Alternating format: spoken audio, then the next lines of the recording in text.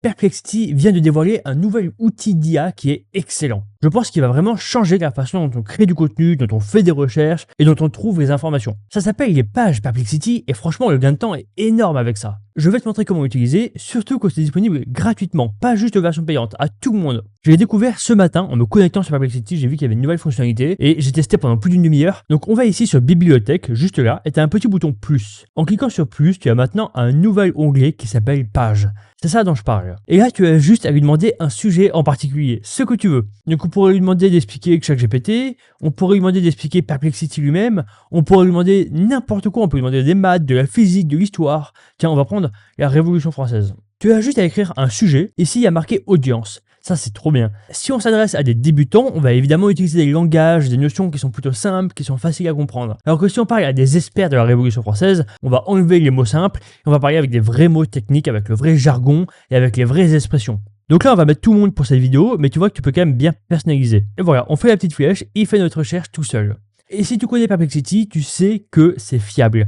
Toutes les informations ici sont sourcées et viennent d'articles et de sources qui sont sérieuses. Perplexity, c'est très différent de ChatGPT. Si jamais il n'est pas sûr, si jamais il n'a pas l'information, il va refuser de la donner. Il va dire « je ne sais pas » ou « je n'ai pas les informations suffisantes pour lui dire ». Il ne va jamais t'affirmer quelque chose qu'il ne sait pas. Il va pas halluciner comme ChatGPT. Donc là, c'est trop bien parce que chaque information, elle est sûre, elle est fiable et je peux faire confiance. En gros, là, je commence à avoir une explication bien faite, tu vois, événement par événement. Ça a commencé par la prise de la Bastille, ensuite le serment du jeu de paume, ensuite l'exécution de Louis XVI. Et comme c'est Perplexity, à chaque fois, on a les sources. Donc là, par exemple, ça marque le début d'une nouvelle ère. Ah, bah on a une source spécifique, tu vois, ça vient de Histoire Image. Et il a récupéré l'événement ici, tu vois, sur cet article complet. Encore une fois, rien à voir avec ChatGPT. Il va pas écrire du texte, Perplexity. En gros, il va prendre un texte qui est sérieux, et il va le reformuler et le réécrire. Donc ça, c'est génial parce que tu vois, on a une explication bien faite, juste de la Révolution. Bon, là, tu te dis sûrement, ok, c'est bien sympa, mais ça sert à quoi concrètement? En fait, il y a plein d'usages différents. Alors déjà, pour faire des recherches pour toi-même, juste, tu peux faire une recherche sur un événement en question, avoir une page bien faite avec les bonnes informations historiques. Donc ça, pour faire des recherches, moi, je sais que je vais l'utiliser tout le temps. Parce que je vais te montrer qu'avec les fonctionnalités qu'on va voir juste après, comme sexy et sexy, bah, c'est trop pratique. Même pour aller plus loin que ça va te permettre de créer du contenu. Parce que par exemple, si tu veux créer un post LinkedIn avec ChatGPT, ou si tu veux écrire une vidéo YouTube avec ChatGPT, il faut savoir que ChatGPT, il va avoir un mal fou à trouver les bonnes informations.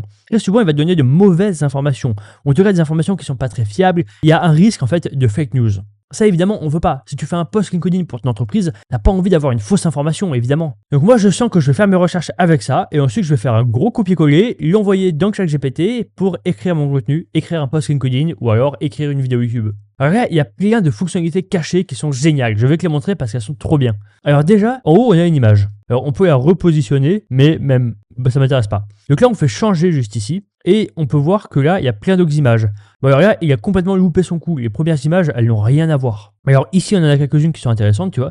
Ça, c'est mieux déjà. On va plutôt faire changer et on va faire générer une image. Je clique sur générer. Moi, je prendrais bien une peinture pour le style. Parce que comme c'est la Révolution, c'est ancien, on va prendre une peinture plutôt.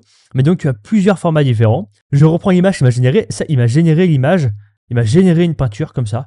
T'as vu? C'est trop bien quand même. Alors moi, un truc que j'aime bien faire, c'est que je fais disposition et ici, on met petite image dans tête, comme ça, elle est en entier sur le côté. Bon, du coup, là, il nous a fait une recherche bien faite sur l'événement en question. C'est bien, mais on peut aller beaucoup plus loin. On peut faire beaucoup plus que ça. Donc déjà, il commence la Révolution avec la prise de la Bastille. C'est techniquement vrai, mais il y a évidemment pas mal de contexte avant. J'aimerais bien voir ce qui a amené à la prise de la Bastille. Ils n'ont pas décidé comme ça, du jour au lendemain, d'aller prendre la Bastille. Donc je vais faire ici insérer une section et je vais lui dire les causes de la prise de la Bastille. Tu as sûrement vu qu'il y a plusieurs icônes, ça c'est trop bien. Il faut aussi lui demander que générer du texte linéaire, classique, un paragraphe, ou alors un tableau complet, ou alors une liste à puces. Et on peut même choisir si on veut un texte plutôt concis ou un texte plutôt détaillé. On va faire détaillé pour ça et on va mettre une image avec. Bon, pour moi, franchement, c'est une révolution au niveau des recherches. T'as vu, c'est quand même beaucoup plus rapide, beaucoup plus simple. Alors, au niveau des images, il y a vraiment du mal. Hein. Là, ça n'a rien à voir, c'est pas la Bastille, ça. On peut la changer encore une fois, donc on peut mettre, bah voilà, là on en a une bonne, tu vois, typiquement ici. On va mettre elle plutôt, elle est meilleure. Et donc là, on a tous les bons éléments, tu vois. On a les bonnes informations sur les causes de la révolte. Alors moi, il y a juste un problème, c'est que là, il y a plein d'informations, mais c'est vrai qu'un texte comme ça, linéaire, c'est pas très pratique. Je préférerais une liste à puces. Donc on fait modifier, on fait liste, et il va nous refaire ça sous forme de liste à puces bien faite, qui est simple à comprendre et qui est simple à lire. Donc là, encore une fois, pour plein d'usages différents, si tu es étudiant et que tu as un exposé à faire, que tu as un examen, un travail, n'importe quoi, tu peux avoir des recherches qui sont faites facilement. Si jamais tu as une réunion professionnelle à préparer pour ton boulot, tu peux avoir des recherches faciles.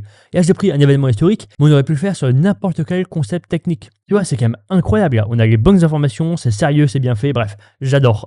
Et toujours le même principe, hein, c'est sourcé complètement. Ici, on a 4 sources, hop, on les a ici, tu vois. Et c'est des sources qui sont plutôt sérieuses. World History, très bien, tu vois, on a un bon article. À chaque fois, on peut ajouter un média si on a envie, donc c'est une photo, ça peut être une vidéo. Alors, regarde, on a les deux en même temps, j'aimerais bien une autre. On va prendre elle, par exemple. Et ici, en bas, tu peux rajouter une section. Donc, je peux lui poser une nouvelle question ou lui demander une autre information historique. Donc, par exemple, qui gouverna après Louis XVI? Et tu vois, là, j'ai les bonnes informations bien faites, tu vois. La Convention nationale, le directoire, le consulat, ensuite l'Empire avec Napoléon Ier, bref, toutes les informations. Donc franchement, en termes de recherche, c'est trop bien. Alors la fonction tableau, je la trouve hyper pratique, tu vois. Donc là, je lui demande de lui donner toutes les dates les plus importantes sous forme de tableau. Donc ça, encore une fois, c'est génial pour tout réviser d'un coup. Imagine si tu es étudiant, à la fin de tes recherches, tu fais un tableau récapitulatif avec toutes les bonnes dates, comme ça tu peux les apprendre. Ou si tu es un professionnel qui doit faire une réunion ou qui doit présenter un projet à son équipe, eh ben tu lui demandes de faire un tableau qui résume les éléments les plus importants et qui peut l'expliquer simplement, tu vois. Une fois que c'est bon, tu peux faire aperçu et tu peux voir ce que ça va te donner pour les gens externes. Parce qu'ensuite, si on fait publier juste là, et voilà. En gros, c'est une page un peu comme si tu avais fait un site web, si tu veux. Si je mets en navigation privée, je peux entrer, voilà.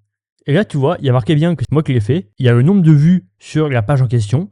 Il y a la minute de lecture, pratique. Et donc là, je peux faire mes recherches et ensuite je peux les donner à d'autres personnes. Pour reprendre l'exemple de si tu es étudiant, tu peux faire tes recherches et les partager aux autres membres de ton groupe. Si vous êtes 4, vous divisez le travail en 4, chacun fait des recherches et il partage la page. Ou si tu es un professionnel qui doit partager à une équipe pour présenter un projet, eh ben tu passes 10 minutes à faire des recherches sérieuses sur le projet en question ou sur le concept en question que tu veux intégrer dans ta boîte et tu le partages à toute ton équipe facilement. Et après, derrière, la personne pourra même poser des questions de suivi, faire des follow-up questions, donc dire, ok, mais après tout ça, après Napoléon, qu'est-ce qu'il y a? Il pourra continuer la conversation lui-même. Bon, comme tu as compris, je suis vraiment très content de cette nouveauté qui vient d'arriver, parce que je pense vraiment qu'en termes de recherche, c'est un énorme gain de temps. Encore, la Révolution française, elle est extrêmement documentée, il y a plein d'informations, il y a plein d'articles.